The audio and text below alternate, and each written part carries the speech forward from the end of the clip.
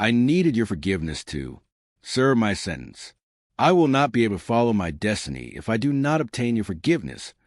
Although I do not, I can still forgive him for the dishonor of my family," explained the penitent, referring to Kostya, who, on the one hand, thanked the spirit for having explained what he would never have dared to do. His thoughts began to change with Norobod's words. The hatred he felt was giving way, placed to peace, a feeling he had not felt for a long time. Disarmed, he now offered harmony to, that the spirit of Sasha would approach and help him in that sublime moment in which their souls could achieve the remission of a past full of mistakes and suffering in the happy adjustment of accounts. Mayra, perplexed, still unable to put her thoughts together, saw the ghost of the harvest beside her, her face radiated light, calming the atmosphere. She was coming to get her father, to finally take him to the purification zones, detaching it from the coarse covering that bound it to the earth's surface, preventing it from evolving, from reaching the heights of spiritual conquest. When the spirit recovers its identity, can look around, not with material eyes, but as a mortal spirit in new dimension, gain the wonderful opportunity to prepare for a great learning experience, and then, who knows, with the help of divine providence, a next incarnation whose return to earthly affairs will be in the garb of a poor mujik in times of war and terrible social conflicts, to suffer firsthand everything he had once made others suffer. Mrs. Norobod looked at the medium who had given passivity to her husband's spirit with great pity. The poor man was pale as wax, exhausted by the incredible effort he had made to control herself under the impact of the emotion she felt.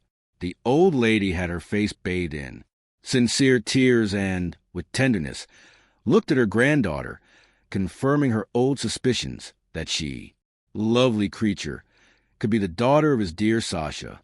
This suspicion grew day by day, and felt happy now because destiny had placed in her grandmother's arms that precious treasure, which Jesus' kindness allowed her to shelter under his roof, even in the form of a humble servant. These thoughts of gratitude did immense good to the spirit of Norobod, whose adjustments, painful things awaited him in the line of several probationary incarnations, until he redeemed himself with all those he had harmed as the leader of a community whose feudal regime had granted him power, transitory life and death upon his servants. He should have been less rigid and softened his sufferings. Their insane attitudes, their tyranny, contributed to the unhappiness of so many souls. Their crimes would now be judged in the court of divine justice. Everyone was invited to pray for the spirit to leave the medium. Minutes later, the medium, until then unconscious, gradually returned to normal. The meeting ended with magnetic passes applied to Mrs. Norobod. Sasha, however, continued to help on that journey, where forgiveness was the most important thing. Important feeling for the success of that difficult undertaking. He had to free his mother from the influence of spirit of your father and bring the necessary clarification, undoing the misunderstanding in two hearts. Young, thirsty for union, freeing them to decide their future. Mayra and Nicolau were free. Mayra saw her mother's spirit beside the woman, looking at her tenderly. She approached Mrs. Norobod and extended his little hand to her in an affectionate gesture, as if he wanted to make up for everything he had done. Suffering, the grandmother held her granddaughter's delicate hands tightly, hugging her, feeling that she had reached the end of her. Your suffering. 65 strange revelation. Nicolau, who saw in that communication the strangest revelation, waited for the end of the scene. He felt happy because that girl whose beauty had always attracted him did not belong to his family. Blood, she was not his sister. He didn't need to stay away from her or control his feelings. He loved and admired her. The session ended to the relief of everyone who, for a moment, thought it would end in tragedy, given the unconsciousness of the medium who was there as a humble and unknown servant, helping them without any interest with the precious gift that God had given him, that of serving the spirits in the name of charity.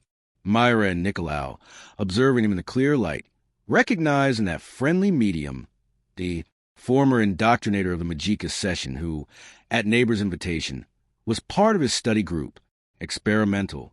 Nicolau, Mayra, and Mrs. Norobod thanked the medium for his precious intervention. Since that day, this session should have been held, waiting for the appointed moment. We are confident that everything will now return to normal. The medium explained humbly. Nothing happens without the permission of the Heavenly Father, who knows exactly the right time for everything to happen. This creature had given them a huge lesson in detachment. Thanks to his intervention, a long path of suffering for everyone. The medium was invited to return again. After the visitors had left, the others were eager to sit down in front and comment on the big reveal. Of all of them, Mayra and Nicolo were the most anxious because they still hadn't quite understood what had happened there a few minutes ago and what was now taking place. Different proportion, as if it were an open tunnel to a new life. From that moment on, everything changed between them. Finally alone, like a family, they could talk freely, all united in the same. Inquiry. Azra. Norobod was the first to speak. She seemed to have never been sick. All her complications. Psychological problems had disappeared. He was spiritually well, despite the pain in his bones, which kept him lying on the comfortable satin sofa. The passes in communication from the husband's spirit gave her the effect of a mild anesthetic that, penetrating her candles, left her calm. In her age, I had very little to lose. Everything that arrived now was a reason for happiness, aware of that the secret revealed, deep down, did not exist. Norobod had simply paid off a debt with the spirit of Sasha and provided his granddaughter with the happiness of her true social status. Proudly, she said, "Mayra, you are my granddaughter. From the first moment I saw you, my heart beat so fast. Different, but I could never express my true feelings as a grandmother because your father, reserved, nervous. He seemed to fear our approach, afraid that he might take her to far away. All the while, I hid our connection from everyone," said Mrs. Norobod convincingly, with her face bathed in happiness. Spontaneous tears fell onto her velvet dress, staining it. "I have always seen you as the living image of my Sasha. My heart has never deceived me. See, I still don't know what to say about all this. I'm shaken," stammered Mayra, looking at the three. His crystalline eyes seemed clearer and more alive. He looked at his brother with a fearful gleam, as if, asked her for help. She felt alone and desolate between her real father by blood relation and her grandmother, maternal, at that moment. He seemed to be her only family in that strange place. She felt, now, a person apart from the group. He was not related to Nicolau, but ADI, he represented the whole family. All these thoughts ran through her beautiful little head. Why didn't Dad tell me the truth? Ask Mayra, wanting someone to help her. Understand Iulián Sumarokov's behavior. That's why he didn't want our marriage. Such an idea horrified him. Poor Papacha, how he must have suffered, carrying such a grave secret. Mayra burst into convulsive tears, feeling the world collapse around her. It was a crisis, natural, caused by the emotion of the revelation. She felt very confused. Vladimir was her father by blood ties, and had once felt the possibility of marriage with him. This simple memory caused such great repulsion in her soul that she would not even look him in the eye. Her soul, child, asked for shelter in the arms of Nicolau, who, without being his brother, seemed, in fact, to be the only one person there capable of understanding it. Instinctively, she ran to him, as if she were a frightened and helpless child, seeking shelter. "Nicolau, take me home. I need to see Papacha." He only thought about returning to his humble place. Home, to be with his father, with Katienka, to open up the question. He wanted his home, his true family. Forget all that. He wanted to hear from his Papacha's mouth that it was a big lie. Frog, Kostia, in a corner, barely hid his emotion, pretending to be strong, between the desire to hug her and the desire to hug her, in his arms and calm her down. He could do nothing, afraid that his actions might worsen the situation. All he could do was wait patiently for his daughter to calm down, hoping that they would eventually get along, understanding. She was very young. It was natural that she was confused. Who would have thought that? All that was happening under his roof and in the way it was, he thought, grateful to. Blessed hand of God that was late, but never failed, never abandoned his poor and sinners. Children. Nicolau, also moved, opened his arms and welcomed her affectionately, feeling sorry for her situation. It was the first time they had embraced like that. Trembling like a little bird wounded by fate, sought shelter in the arms of his brother, friend, and companion. This attitude made her happy. Neither. Everything was lost. The fraternal bond lasted only a few minutes. Calm down, he broke free. Gently, but he was her lifeline. She clung to his arm as if begging him, "Don't abandon me." His face was impregnated by the soft perfume that exuded from her silky hair, and Nicholas felt himself the most fortunate of his brothers.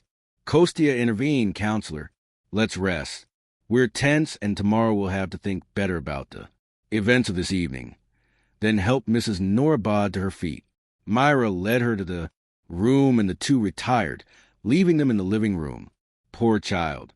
Kostia exclaimed to Nicholas, after they were alone, "Take them away.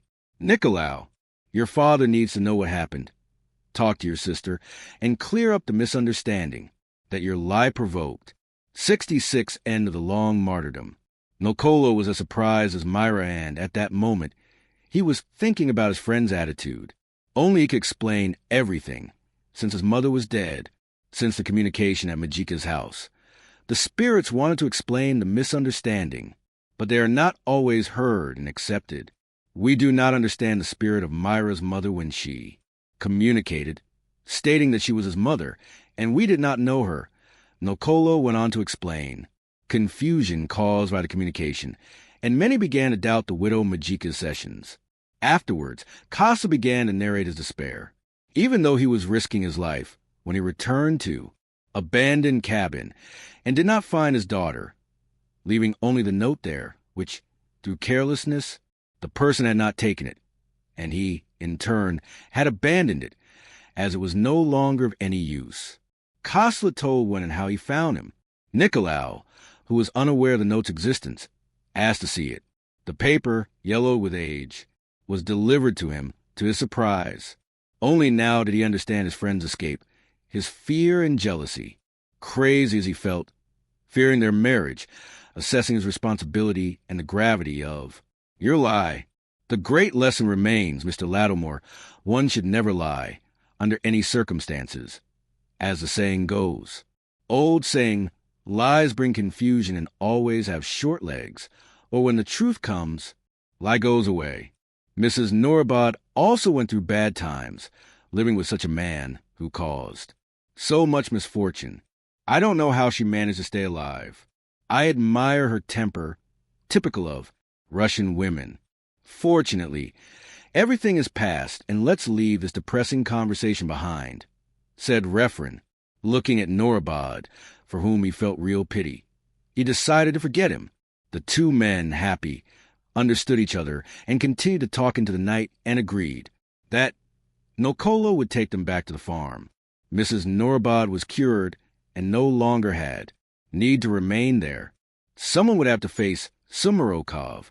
Nicolau was in charge, to explain to his father the impasse caused by his lie. Weeks later, Kostia would go to them, giving them enough time to adjust and reflect better. Your daughter, by right, belonged to her and would not give her up. 67 The truth. On the way back, the three of them rode in a comfortable carriage.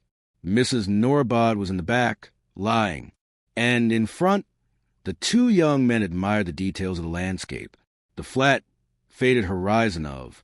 Mother Russia announced the arrival of winter. They had agreed not to tell anyone. At the appointed time, Nicolau would talk to his father, a mission he would fulfill with the greatest pleasure, because was very curious to hear his explanations. The young man carried with him Vladimir's note, as conclusive proof if he did not reveal what happened. The small delegation was received with great joy. Everyone was amazed at the appearance of Mrs. Norobod, who had recovered her mental health.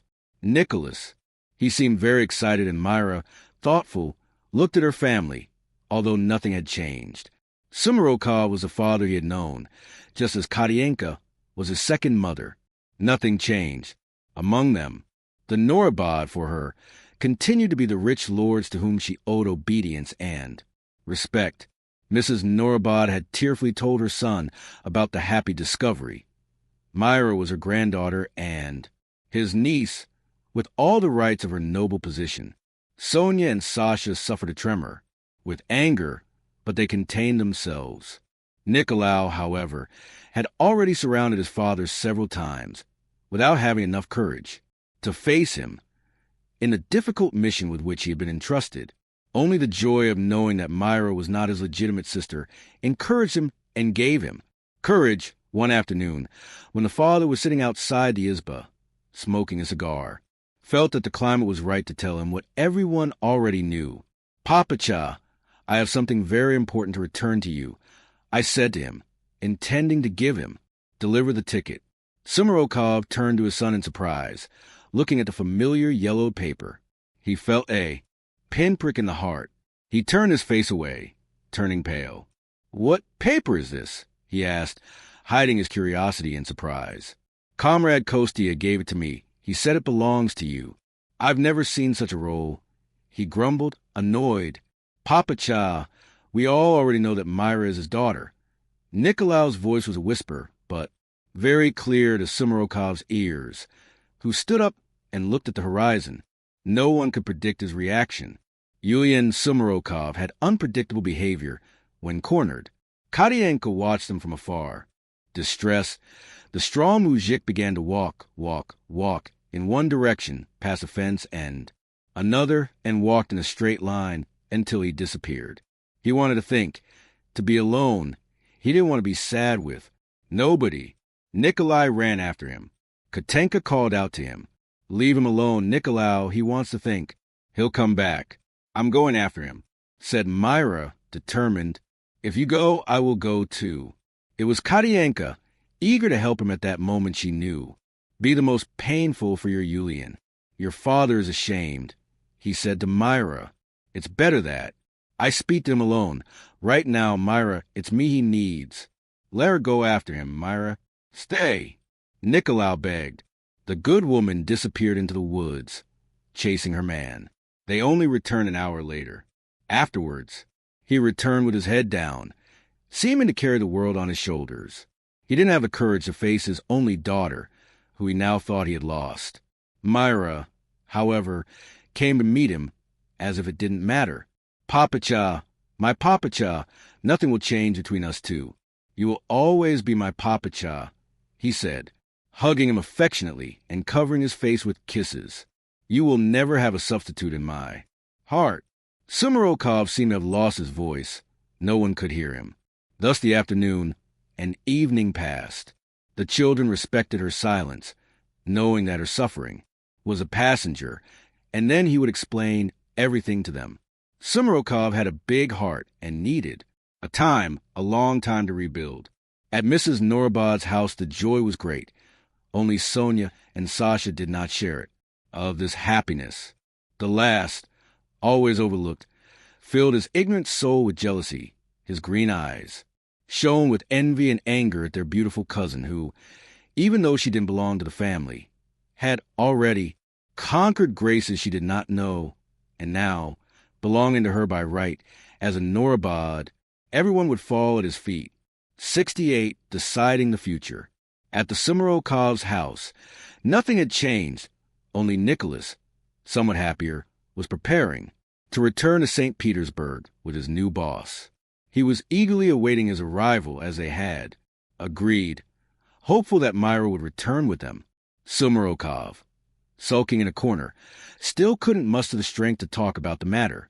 Mayra and her children waited patiently, and no one dared to make any comment regarding the subject. They called the pal's well-known attitude the hibernation phase.